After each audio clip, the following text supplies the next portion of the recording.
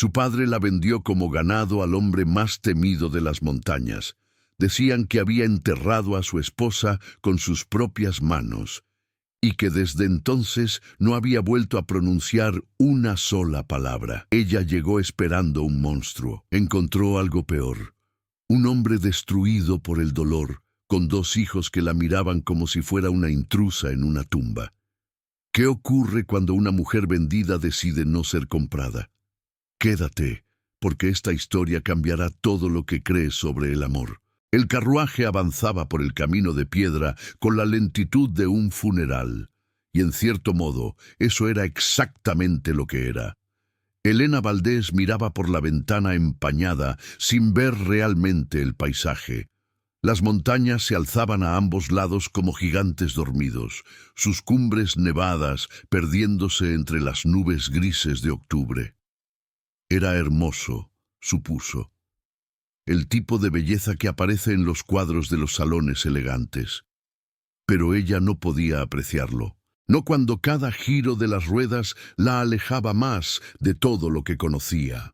Tenía 24 años, demasiado vieja para el mercado matrimonial, según su padre, demasiado terca para los pretendientes que habían desfilado por su casa durante la última década, demasiado educada, demasiado opinada, demasiado todo. «El problema contigo, Helena», le había dicho su padre la noche anterior, mientras firmaba los documentos que la convertían en mercancía, «es que nunca entendiste cuál era tu lugar, su lugar, como si las mujeres fueran muebles que debían ubicarse en la esquina correcta de una habitación. El trato había sido simple, brutal en su claridad. Don Augusto Valdés, comerciante venido a menos, ahogado en deudas de juego y malas inversiones, había encontrado la solución perfecta a sus problemas, su hija mayor a cambio de la cancelación total de sus obligaciones. El comprador era Rodrigo Montalbán, el señor de estas montañas, un hombre del que se contaban historias que hacían palidecer a las criadas. Decían que había matado a su primera esposa. No con sus manos, no directamente, pero la había llevado a vivir a esa fortaleza aislada en medio de la nada, lejos de su familia, lejos de la civilización, y ella había muerto apenas 3 años después. Algunos susurraban que de tristeza, otros que de algo más oscuro. Decían que desde entonces Rodrigo Montalbán no hablaba, que administraba sus tierras con gestos y notas escritas, que sus sirvientes le temían y sus hijos apenas lo conocían. Decían que era un monstruo, y ahora ese monstruo la había comprado como quien compra una yegua en el mercado. El carruaje dio un tumbo particularmente violento, sacando a Helena de sus pensamientos. La doncella que viajaba con ella, una muchacha joven llamada Lucía, que su padre había incluido en el trato como quien añade un florero a una venta, se aferró al asiento con expresión aterrorizada. «Señorita, ¿cree que falta mucho?» «No lo sé, Lucía, nunca he estado aquí. Dicen que la casa es enorme, que tiene más de 100 habitaciones. Los rumores siempre exageran. También dicen que el señor...» La muchacha se detuvo, mordiéndose el labio. «¿Qué dicen del señor?» Que no es normal, que algo se rompió en él cuando murió su esposa, que ya no es humano». Helena casi sonrió. «Casi. Los hombres nunca son tan interesantes como los rumores los pintan, Lucía. Probablemente sea solo un viudo amargado con demasiado dinero y ninguna habilidad social». Pero mientras las palabras salían de su boca, Helena no estaba segura de creerlas. La casa apareció de pronto, emergiendo de la niebla como una aparición. No era una casa, comprendió Helena de inmediato. Era una fortaleza. Muros de piedra gris se alzaban contra el cielo plomizo, interrumpidos por ventanas estrechas que parecían ojos vigilantes. Una torre central dominaba el conjunto, su silueta recortada contra las montañas como un dedo acusador señalando al cielo. El carruaje cruzó un puente sobre un barranco que hizo que Lucía gimiera de terror. Abajo, Muy abajo, un río corría furioso entre las rocas. Si alguien caía, pensó Elena con frialdad práctica, no encontrarían el cuerpo hasta la primavera. Las puertas principales se abrieron sin que nadie las tocara, revelando un patio interior donde un pequeño grupo de sirvientes esperaba en formación. Sus rostros eran neutros, profesionales, pero Elena detectó curiosidad en algunos ojos. Y algo más. ¿Lástima? El carruaje se detuvo. Un lacayo abrió la puerta y extendió una mano para ayudarla a bajar. Elena la ignoró, descendiendo por sus propios medios con toda la dignidad que pudo reunir. El aire de la montaña la golpeó de inmediato. Frío, limpio, con un filo que cortaba los pulmones. Olía a pino y a nieve cercana, a humo de leña y a algo indefinible que podría ser soledad cristalizada. Señora Montalbán. La voz vino de una mujer mayor que se adelantó del grupo. Era alta y delgada, con el cabello gris recogido en un moño severo y ojos que evaluaban todo sin revelar nada. Soy doña Carmela, el ama de llaves. Bienvenida a Peñagris. Peñagris. El nombre le quedaba perfecto a este lugar. ¿Dónde está mi esposo? La palabra se atascó en su garganta como un hueso de pescado. El Señor la recibirá esta noche, durante la cena. Mientras tanto, la llevaré a sus habitaciones para que descanse del viaje. ¿Y los niños? Algo cambió en el rostro del ama de llaves. Un destello de sorpresa rápidamente controlado. ¿Los niños, señora? Me informaron que el señor Montalbán tiene 2 hijos. No es costumbre que los niños saluden a la nueva esposa de su padre. El silencio que siguió fue elocuente.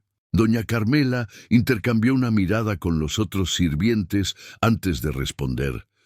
Los niños están con su institutriz. El señor prefiere que mantengan sus rutinas. Entiendo.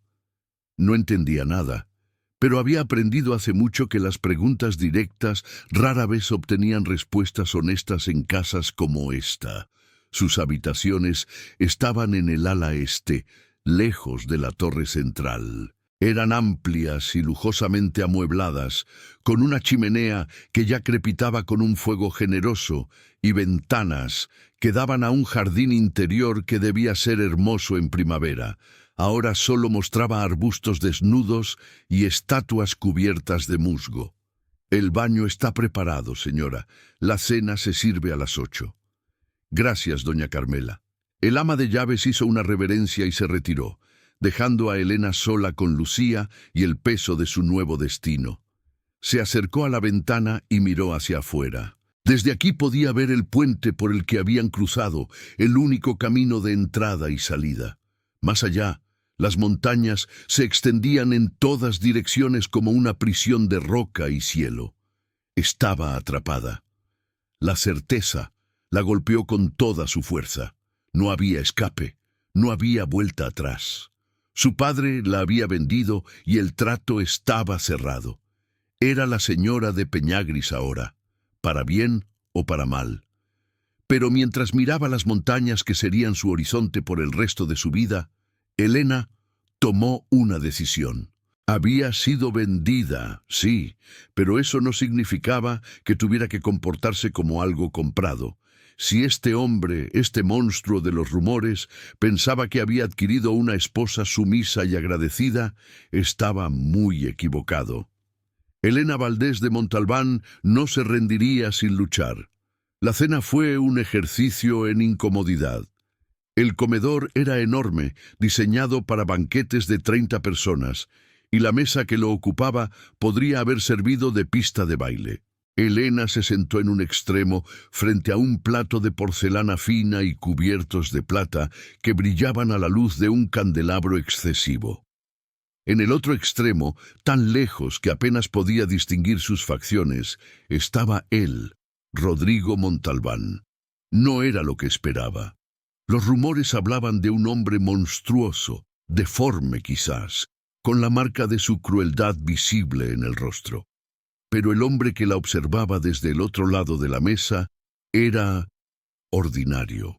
Alto de hombros anchos, con el cabello oscuro salpicado de gris en las sienes y una barba recortada que enmarcaba un rostro que podría haber sido apuesto si no fuera por la expresión. O más bien, la falta de ella. Su rostro era una máscara. No había curiosidad, ni hostilidad, ni siquiera el interés básico que uno esperaría de un hombre conociendo a su nueva esposa. Solo una neutralidad tan completa que resultaba perturbadora. Y no hablaba. Los sirvientes habían servido 4 platos hasta ahora, cada uno más elaborado que el anterior. Rodrigo comía con movimientos mecánicos, sin mirar la comida, sin mirarla a ella. Cuando necesitaba algo, hacía un gesto mínimo y los criados se apresuraban a atenderlo con la eficiencia de quienes han aprendido a leer el silencio. Elena intentó romper el hielo 3 veces. «La casa es impresionante», había dicho primero. Silencio. El viaje fue largo pero sin incidentes. Silencio. «Entiendo que tiene usted 2 hijos. Me gustaría conocerlos». Silencio. Para el 5.º plato, Elena había dejado de intentarlo. El ruido de los cubiertos contra la porcelana era ensordecedor en la quietud del comedor. Cada sorbo de vino sonaba como un trueno. Su propia respiración le parecía obscenamente ruidosa. Cuando finalmente terminó la cena, Rodrigo se levantó sin previo aviso. Hizo una leve inclinación de cabeza en su dirección, el primer reconocimiento de su existencia en toda la noche, y salió del comedor con pasos que no hacían ruido. Elena se quedó sola, con los candelabros y los restos del banquete. «Señora». Doña Carmela había aparecido como por arte de magia, materializada desde las sombras. «El señor siempre es así». El ama de llaves dudó antes de responder. «Desde que murió la señora Isabel, hace 4 años, no ha vuelto a hablar». Nada. Ni una palabra». «Ni una palabra, señora. Los médicos vinieron, varios de ellos. Dijeron que no hay nada físicamente mal, que es una elección». «Una elección». Elena masticó esa información mientras caminaba de regreso a sus habitaciones. Un hombre que elige no hablar, un hombre que se encierra en el silencio, como otros se encierran en fortalezas. ¿Qué clase de dolor produce ese tipo de decisión? Los días siguientes establecieron un patrón. Elena desayunaba sola, almorzaba sola, cenaba frente a un hombre que no le dirigía la palabra. Exploraba la casa durante las horas muertas, descubriendo habitaciones cerradas, pasillos que no llevaban a ninguna parte y rincones donde el polvo se había acumulado durante años. Peñagris era un mausoleo, un lugar donde el tiempo se había detenido y nadie se había molestado en ponerlo en marcha de nuevo. El 4.º día, Elena decidió que había tenido suficiente. Los encontró en el jardín interior, el que veía desde su ventana. 2 figuras pequeñas jugando entre los arbustos desnudos mientras una mujer mayor los vigilaba desde un banco de piedra. «Buenos días». La institutriz se levantó de un salto, claramente sorprendida. Los niños detuvieron su juego y la miraron con ojos enormes. «Señora Montalbán, ¿no esperábamos que saliera de mi jaula?» Elena sonrió para suavizar las palabras. «Quería conocer a mis hijastros». Hijastros. Otra palabra que se sentía extraña en su boca. El mayor era un niño de unos 8 años, con el cabello oscuro de su padre y ojos que la evaluaban con una seriedad impropia de su edad. Se llamaba Martín, según le habían dicho. La menor era una niña de 5 años, con rizos castaños y la expresión cautelosa de un animal pequeño que ha aprendido a desconfiar. «Me llamo Elena», dijo, agachándose para ponerse a su nivel. «Voy a vivir aquí ahora».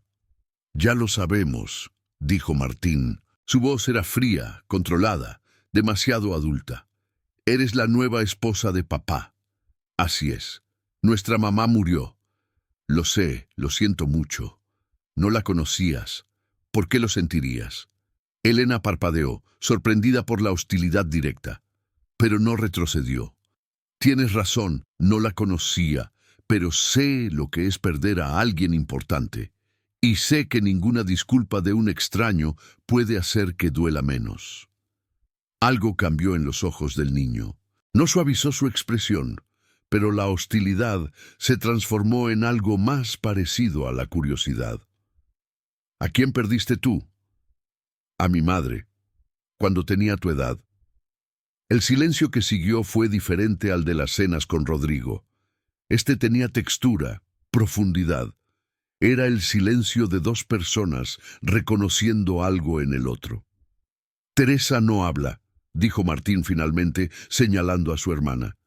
Desde que mamá murió, los médicos dicen que no hay nada malo, pero ella simplemente dejó de hacerlo. Elena miró a la niña, que no había apartado los ojos de ella desde que llegó. Esos ojos enormes, del color de la miel, la observaban con una intensidad que resultaba casi incómoda. ¿Igual que tu padre? Papá eligió no hablar. Teresa no puede. Es diferente. Diferente pero conectado.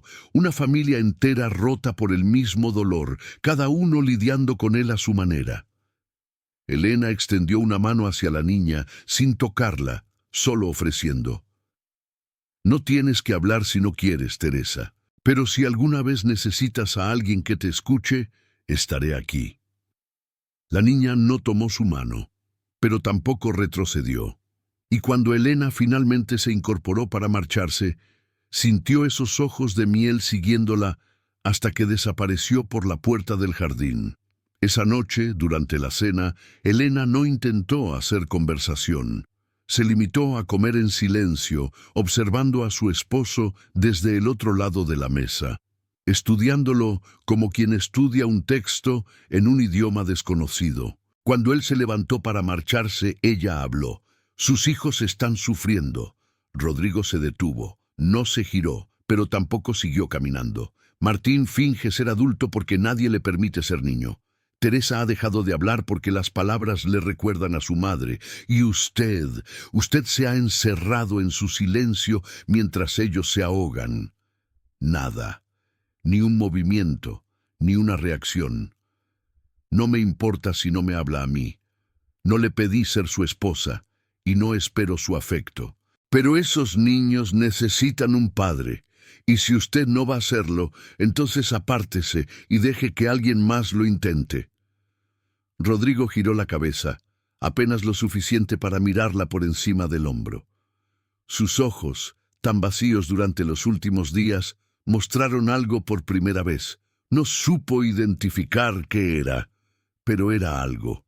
Luego salió del comedor, dejándola sola con el eco de sus propias palabras y la sensación de que algo, por fin, había cambiado. El cambio fue sutil al principio, tan pequeño que Elena casi no lo notó. Comenzó con los niños.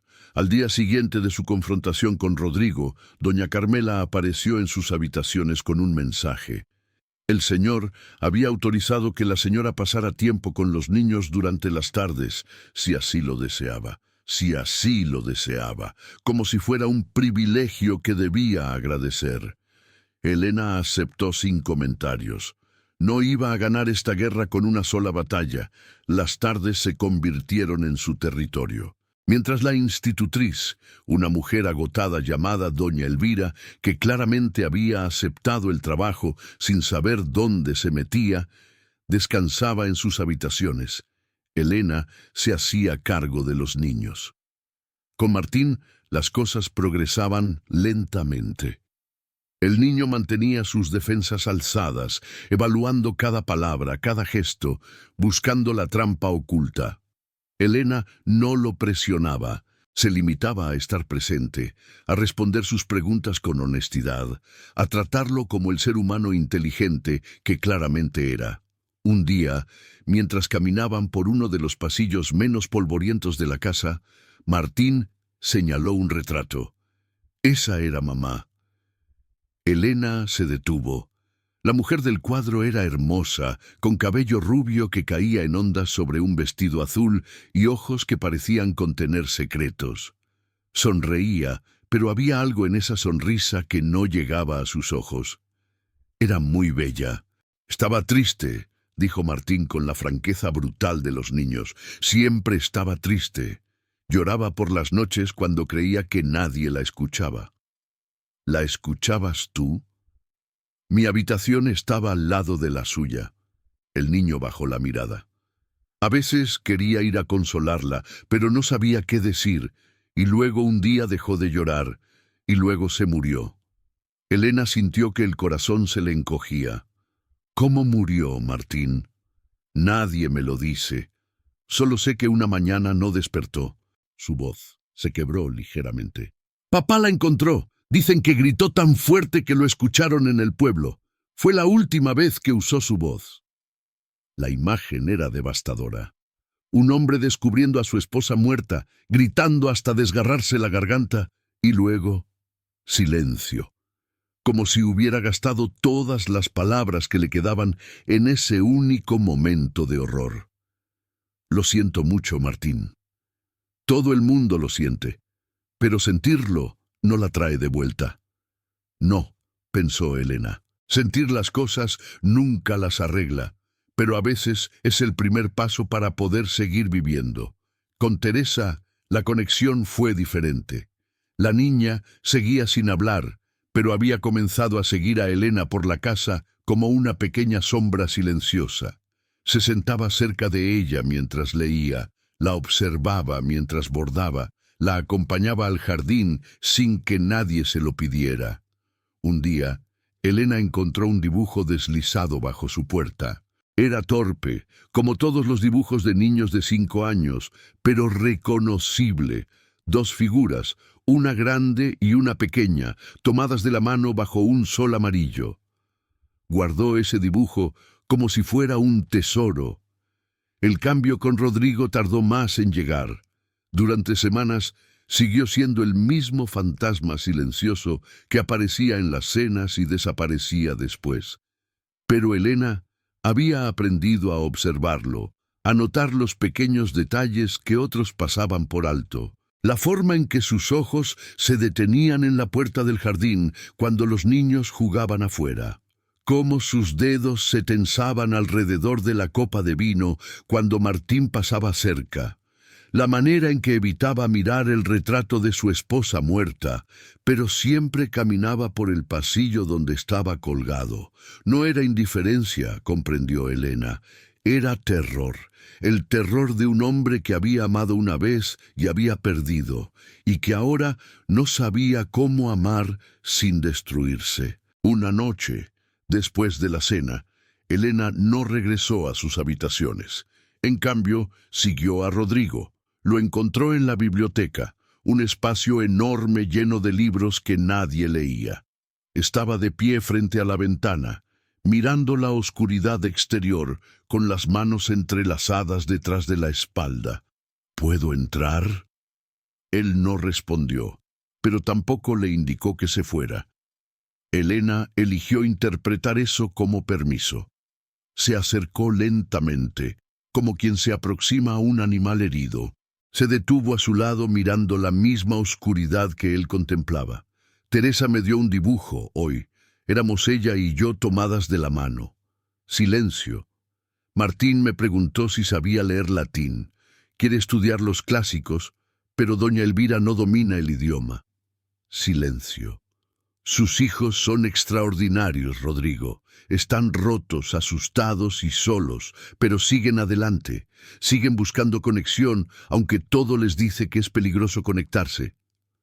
Finalmente, él se movió. Giró la cabeza para mirarla, y en la penumbra de la biblioteca sus ojos reflejaron la luz de las velas como los de un lobo en la oscuridad. «Sé que no me quiere aquí», continuó Elena. «Sé que este matrimonio fue un negocio, no una elección. Y sé que su silencio es un muro que construyó para protegerse. Pero los muros no distinguen entre enemigos y aliados, mantienen fuera todo, incluyendo a las personas que podrían ayudar. Rodrigo la observaba con una intensidad que habría intimidado a cualquiera, pero Elena había dejado de intimidarse hacía mucho tiempo. No le pido que me ame, no le pido que me hable, solo le pido que no deje que sus hijos crezcan pensando que son invisibles, porque eso es lo que están empezando a creer. Extendió la mano y por primera vez, desde que llegó, lo tocó. Solo sus dedos sobre su brazo, un contacto ligero como una pluma. El dolor no se cura con silencio, Rodrigo. Solo se pudre. Él bajó la mirada hacia donde ella lo tocaba, y entonces, lentamente, levantó su propia mano y la colocó sobre la de ella. No dijo nada. No hacía falta. Pero cuando Elena regresó a sus habitaciones esa noche, algo había cambiado. No sabía exactamente qué, ni hacia dónde los llevaría. Pero por primera vez, desde que llegó a Peñagris, sintió que quizás, solo quizás, no estaba completamente sola. El invierno llegó con toda su fuerza, cubriendo Peñagris de un manto blanco que hacía que la fortaleza pareciera un castillo de cuento de hadas. Pero los cuentos de hadas eran mentiras bonitas, y Elena había aprendido a desconfiar de las cosas bonitas. Los días se acortaron y las noches se hicieron eternas. La familia, si es que podía llamarse así, pasaba más tiempo junta por pura necesidad.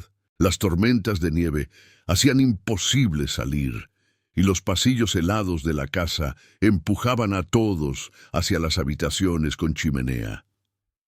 Elena había convertido el salón pequeño del ala este en su territorio. Era una habitación acogedora, con sofás gastados y una chimenea que mantenía encendida todo el día. Allí leía con Martín los textos en latín que había encontrado en la biblioteca, mientras Teresa dibujaba en el suelo cerca del fuego. Un día, sin previo aviso, Rodrigo apareció en la puerta. Los niños se quedaron petrificados. Elena sintió que el corazón le daba un vuelco, pero mantuvo la compostura. «Adelante, hay espacio junto al fuego». Él dudó. Por un momento pareció que iba a darse la vuelta y marcharse, como había hecho tantas veces antes. Pero entonces Teresa hizo algo inesperado. Se levantó del suelo, corrió hacia su padre y le tomó la mano. No dijo nada. No podía, pero tiraba de él hacia el interior de la habitación con toda la fuerza de sus 5 años. Rodrigo la miró, y algo en su rostro, esa máscara impenetrable que llevaba desde hace 4 años, se agrietó. Dejó que su hija lo guiara hasta un sillón cerca del fuego. Se sentó pesadamente, como un hombre que ha caminado demasiado lejos. Teresa trepó a su regazo sin pedir permiso y se acurrucó contra su pecho. Elena observó la escena con un nudo en la garganta. Martín tenía los ojos muy abiertos, como si estuviera presenciando un milagro. Los minutos pasaron en silencio, pero era un silencio diferente, más cálido, más lleno. Elena retomó la lectura donde la había dejado, traduciendo el latín en voz alta para Martín. No miraba a Rodrigo directamente, pero podía sentir su presencia, podía escuchar su respiración volverse más lenta, más tranquila. Cuando terminó el capítulo, levantó la vista. Rodrigo tenía los ojos cerrados. Teresa dormía contra su pecho, con los rizos castaños desparramados sobre su camisa, y en su rostro, por primera vez desde que Elena lo conocía, había paz. Desde ese día, las tardes en el salón se convirtieron en rutina. Rodrigo aparecía después del almuerzo, siempre silencioso, siempre cauteloso, pero cada vez menos distante. Se sentaba en el mismo sillón. Teresa se instalaba en su regazo, y Martín comenzó a acercarse también, primero sentándose en el suelo cerca de él, luego en el brazo del sillón, luego directamente a su lado. Elena los observaba con una mezcla de alegría y dolor. Alegría, porque veía a una familia reconstruyéndose pedazo a pedazo. Dolor, porque sabía que ella no era realmente parte de esa familia. Era una extraña que había sido comprada para llenar un vacío, no para pertenecer. Una tarde, mientras una tormenta particularmente feroz golpeaba los muros de Peñagris, Teresa tuvo una pesadilla. Elena la escuchó llorar desde su habitación y corrió hacia el cuarto de los niños sin pensarlo. Encontró a la niña sentada en la cama, temblando, con los ojos llenos de un terror que no podía expresar con palabras. «Estoy aquí», murmuró Elena, sentándose a su lado. «Estoy aquí, pequeña. Fue solo un sueño». Teresa la miró con esos ojos enormes de miel, y por primera vez en 4 años abrió la boca. «Mamá». La palabra fue apenas un susurro, rota y oxidada por el desuso, pero fue una palabra, la primera en 4 años. Elena sintió las lágrimas correr por sus mejillas sin poder evitarlo. «No soy tu mamá, Teresa, pero estoy aquí, no me voy a ir». La niña la observó durante un largo momento. Luego, lentamente asintió. Su nombre, dicho por esa vocecita que todos pensaban que se había perdido para siempre. «Sí, mi amor, Elena, estoy aquí». Teresa se lanzó a sus brazos, llorando, temblando, aferrándose a ella como si fuera lo único sólido en un mundo de pesadillas. Y Elena la sostuvo, meciéndola suavemente, susurrando palabras de consuelo que quizás no significaban nada, pero que significaban todo. Ninguna de las dos notó la figura en la puerta. Rodrigo las observaba desde el umbral, con una expresión que Elena no había visto nunca. Sus ojos brillaban en la penumbra, y aunque no dijo nada, su rostro hablaba por él. Gratitud, asombro, y algo más profundo que no tenía nombre. Cuando Teresa finalmente se calmó y se quedó dormida en los brazos de Elena, Rodrigo se acercó. Se movía en silencio, como siempre, pero esta vez el silencio no era un muro, era un puente. Se arrodilló junto a la cama, miró a su hija dormida, luego a Elena, luego de vuelta a su hija, y entonces, con una voz ronca y oxidada como una puerta que no se ha abierto en años, habló. «Gracias». Una sola palabra, la primera en 4 años.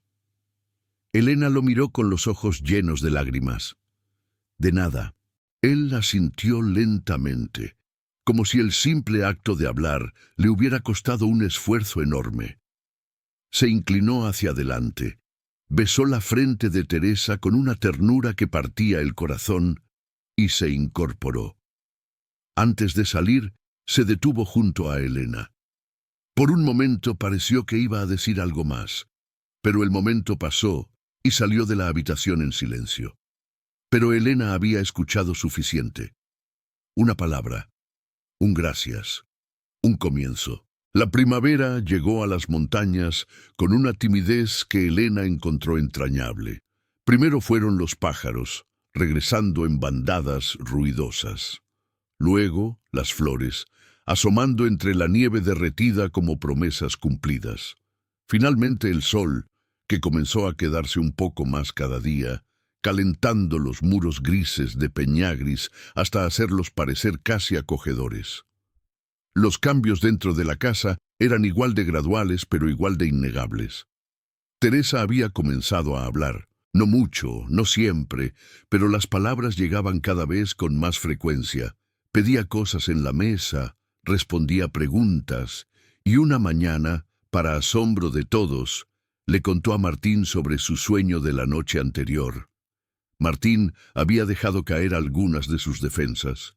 Ya no miraba a Elena con sospecha constante, sino con algo que podría convertirse en afecto si se le daba suficiente tiempo. Había empezado a llamarla por su nombre en lugar de señora, y una vez, solo una vez, le había pedido ayuda con un problema que claramente lo avergonzaba admitir que no podía resolver solo. Y Rodrigo seguía siendo mayormente silencioso. pero era un silencio diferente, menos pesado, menos impenetrable.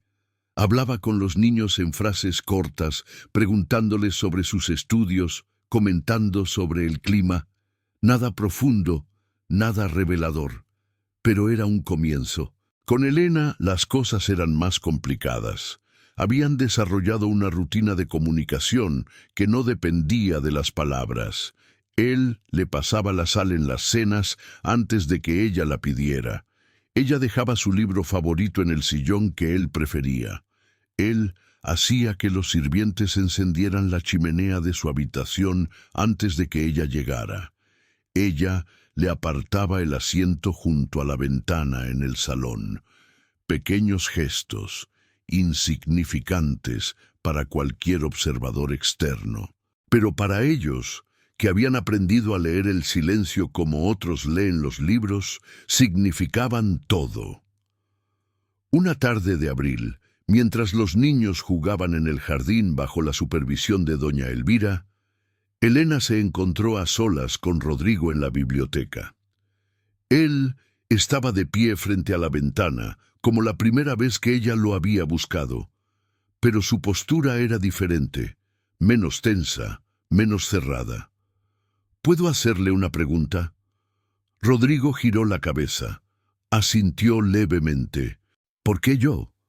Él frunció el ceño sin entender. Podría haber elegido a cualquiera, una mujer más joven, más hermosa, de mejor familia, alguien que no viniera con el estigma de haber sido vendida por su propio padre.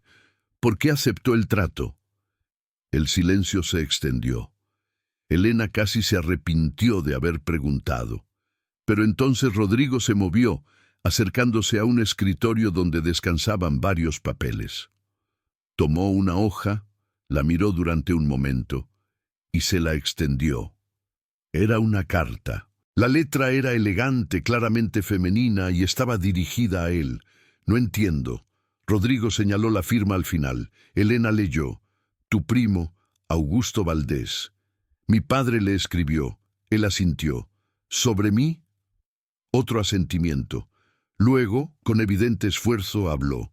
Describió una hija, testaruda, inteligente, sin miedo. Cada palabra parecía costarle, como si las estuviera desenterrando de un lugar muy profundo. Dijo que nadie la quería, que era difícil, y eso le pareció atractivo. Se detuvo buscando las palabras.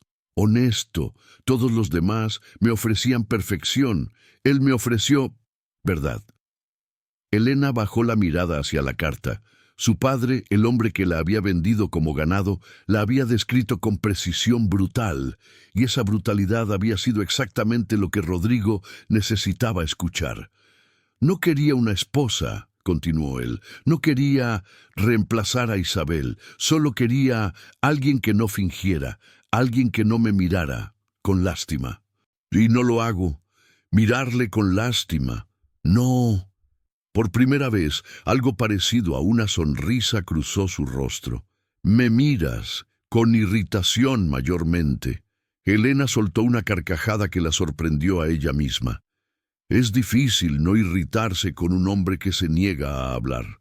Estoy hablando ahora, después de meses y con un esfuerzo que parece físicamente doloroso.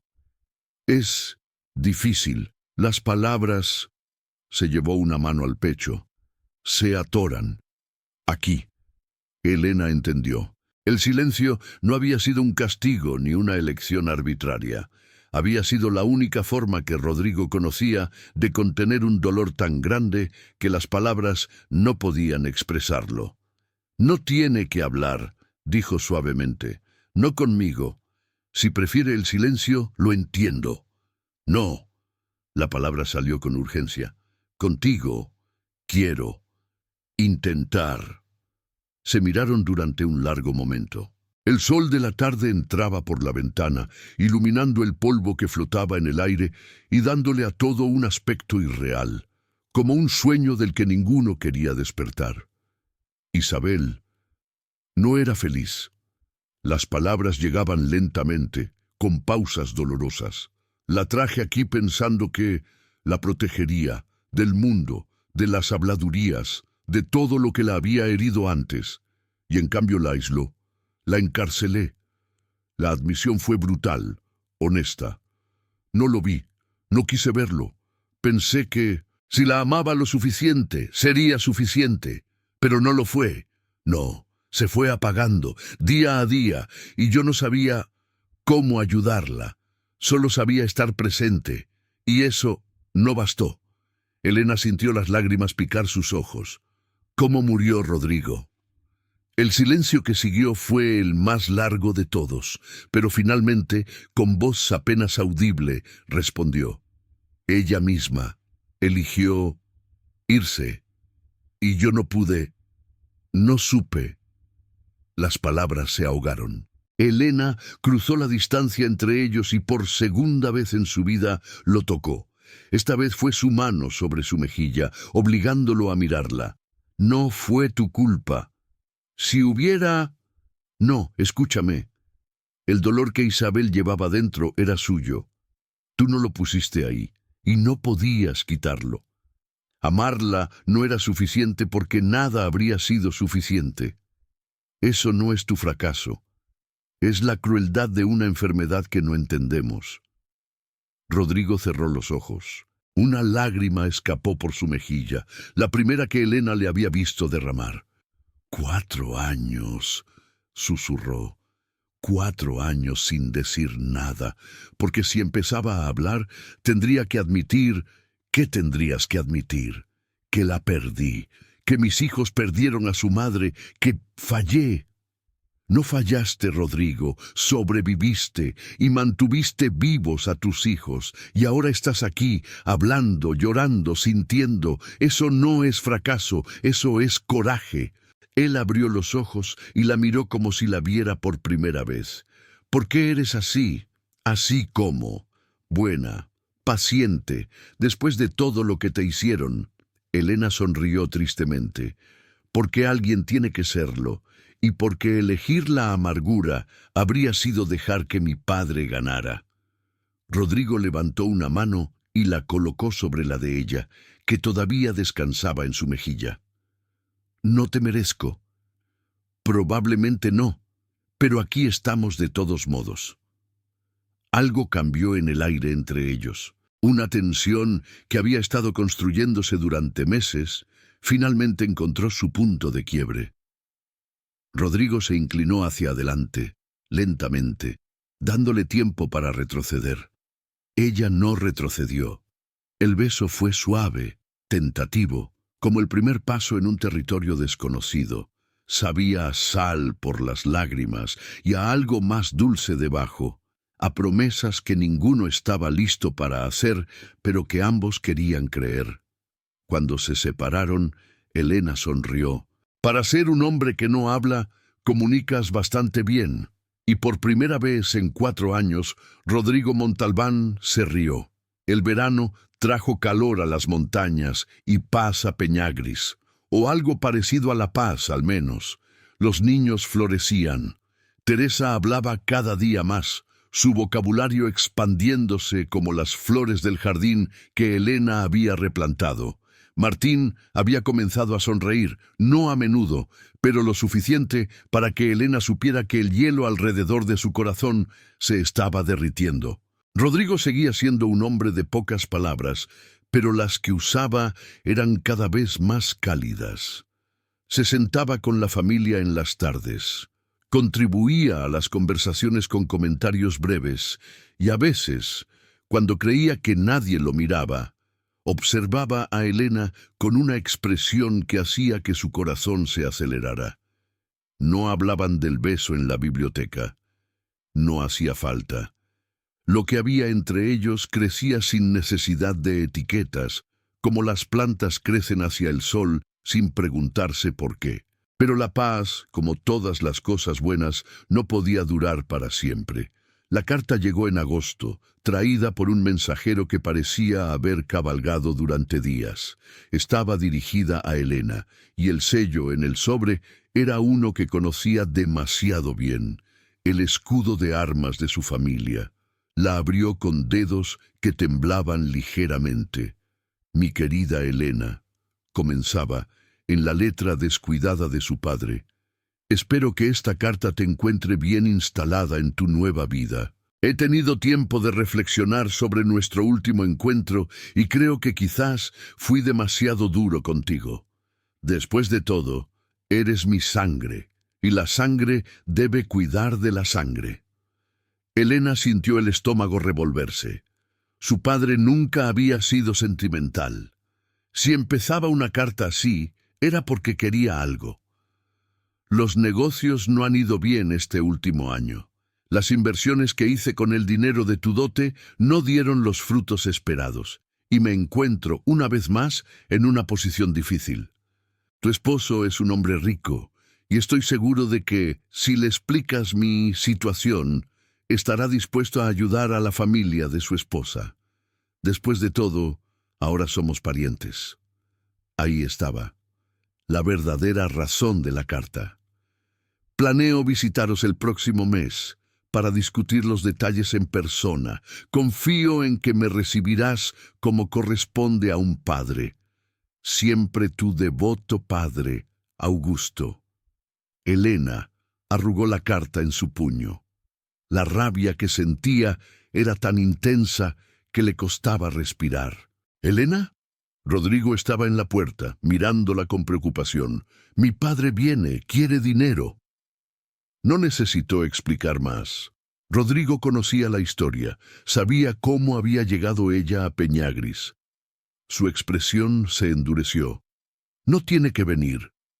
Vendrá de todos modos, y si no le damos lo que quiere, hará un escándalo. Es lo que siempre hace.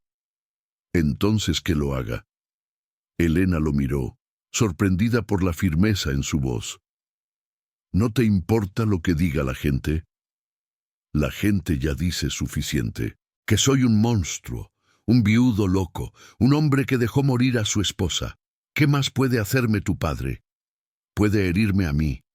Puede contar historias sobre mi pasado, sobre por qué ningún hombre me quiso, sobre... Elena. Rodrigo cruzó la habitación y le tomó las manos. Nada de lo que diga cambiará lo que eres, no para mí, no para los niños. ¿Y qué soy?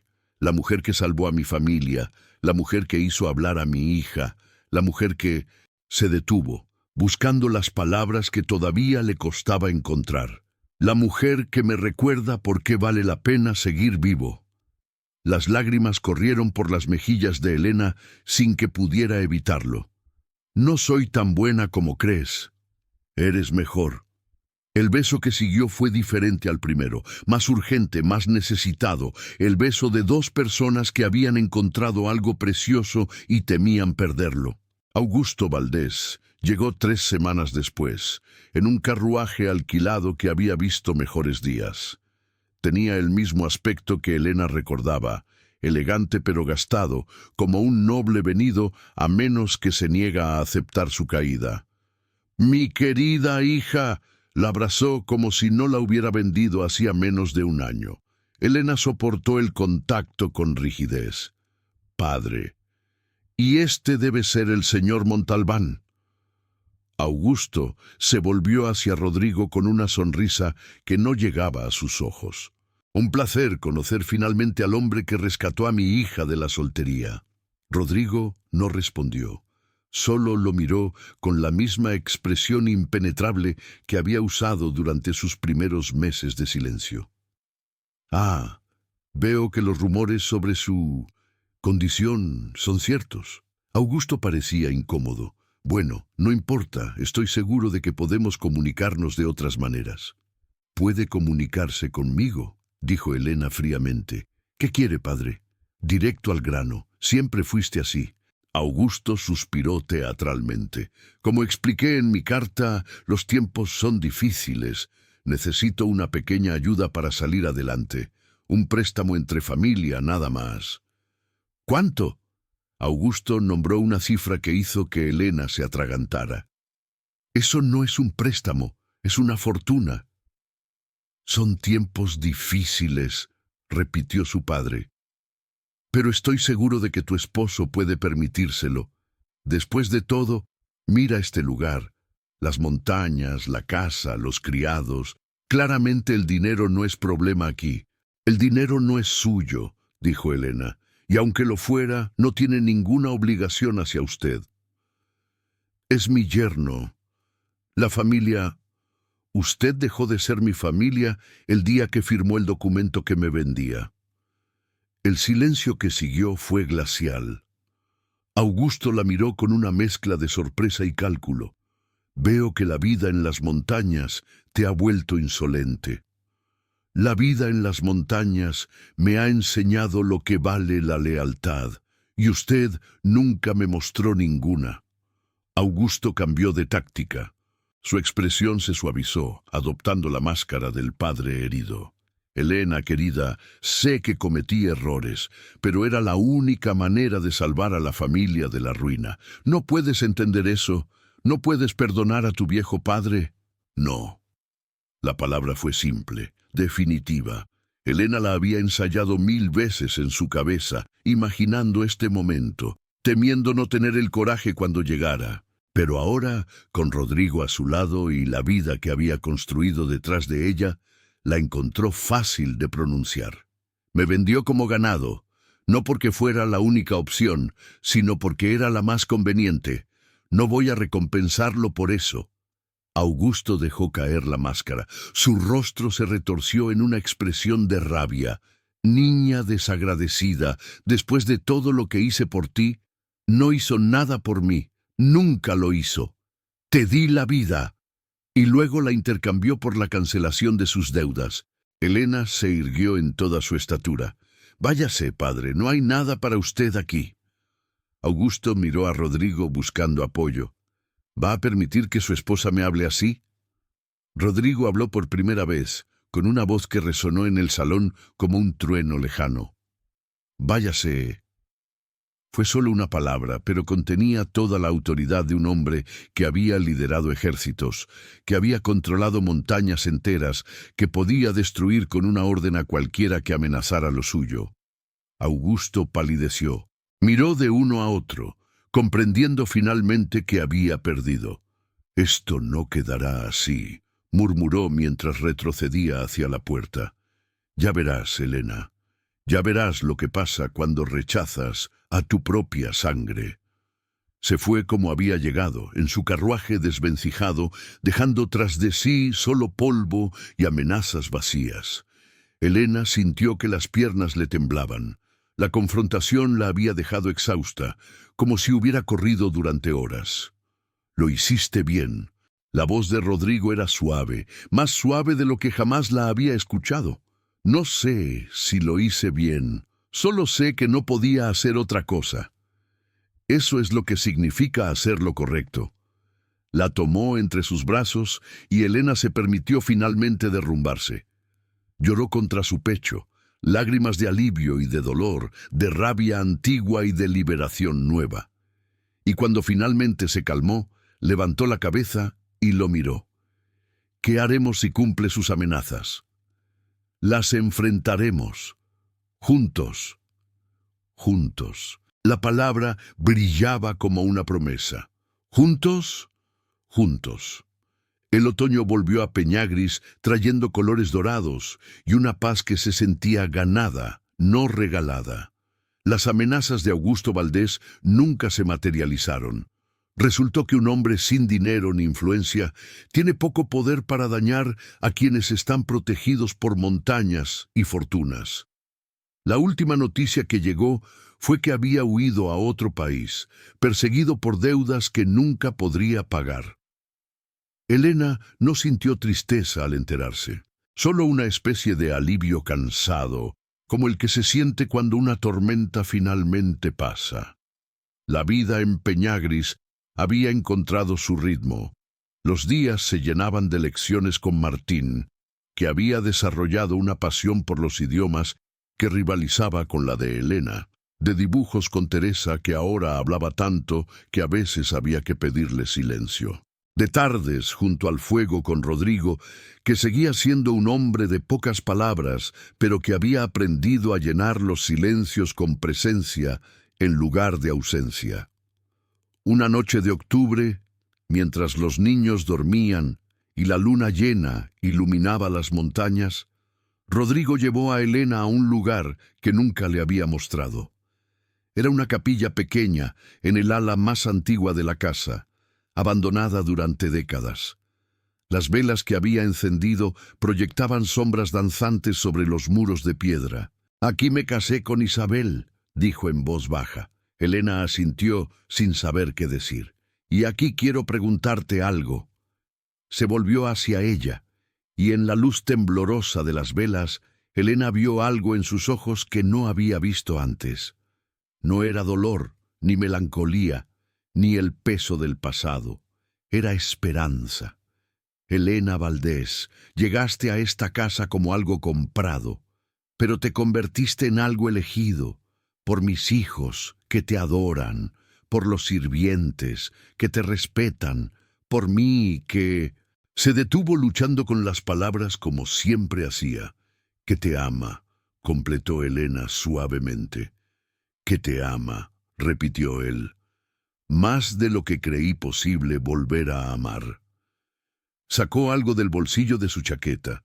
Era un anillo, simple pero hermoso, con una piedra del color de la miel que brillaba como los ojos de Teresa. «Este anillo perteneció a mi abuela. Isabel nunca lo usó porque nunca le quedó bien. Siempre pensé que estaba esperando a la persona correcta». Elena miró el anillo, luego a él. «¿Me estás pidiendo que me case contigo?» «Ya estamos casados». «No, de verdad, no por elección». Rodrigo asintió. «Entonces te estoy pidiendo que te cases conmigo de verdad, que elijas quedarte, no porque un documento lo dice, sino porque quieres, porque me quieres, a mí, a los niños, a esta vida que hemos construido». Las lágrimas corrían por las mejillas de Elena, pero no intentó ocultarlas. «Cuando llegué aquí, esperaba un monstruo. Encontré un hombre roto. Pensé que mi trabajo sería sobrevivir. En cambio, terminé viviendo. ¿Eso es un sí? Es un sí, es un siempre. Es todo lo que tengo para dar». Rodrigo deslizó el anillo en su dedo. Encajaba perfectamente, como si hubiera sido hecho para ella. El beso que siguió fue una promesa sellada, no en papel, no con testigos, no por obligación, sino por elección pura, la más libre que cualquiera de los dos había hecho en su vida. Cuando salieron de la capilla tomados de la mano, la luna brillaba sobre Peñagris con una luz que parecía bendición. Los años que siguieron no fueron perfectos, ninguna vida lo es. Hubo peleas y reconciliaciones, días difíciles y noches largas. Martín creció y se fue a estudiar lejos, aunque volvía cada verano con historias de tierras lejanas. Teresa se convirtió en una joven que hablaba tanto como había callado de niña, con una risa que llenaba los pasillos de la vieja fortaleza. Y Rodrigo, el hombre que había elegido el silencio como refugio, aprendió poco a poco que las palabras podían ser también un hogar. Una tarde de primavera, muchos años después, Elena encontró a su esposo en el jardín que ella había replantado cuando llegó. Estaba sentado en un banco de piedra, mirando las flores con expresión pensativa. Se sentó a su lado sin decir nada. Ya no necesitaban palabras para comunicarse, aunque las usaban más que nunca. «¿Sabes en qué estaba pensando?», preguntó él. «¿En qué?». «En el día que llegaste, en esa mujer que bajó del carruaje con la cabeza alta y la mirada desafiante, como si estuviera dispuesta a enfrentar a un ejército». Estaba aterrorizada. No se notaba. Había aprendido a ocultar el miedo. Era lo único que mi padre nunca pudo quitarme. Rodrigo tomó su mano, la misma que había tomado 1000 veces en los años transcurridos.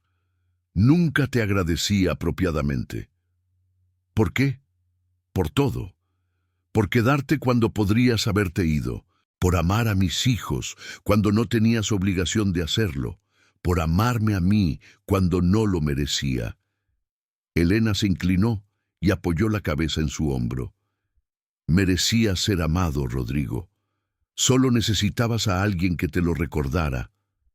Se quedaron así mientras el sol se ponía sobre las montañas, dos personas que el destino había unido por razones equivocadas y que habían elegido quedarse por las razones correctas. Y si los aldeanos del valle todavía contaban historias sobre el señor de Peñagris y su esposa comprada, las historias habían cambiado con los años.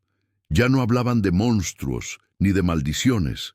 Hablaban de amor encontrado en los lugares más inesperados, de segundas oportunidades, de familias construidas no con sangre, sino con elección.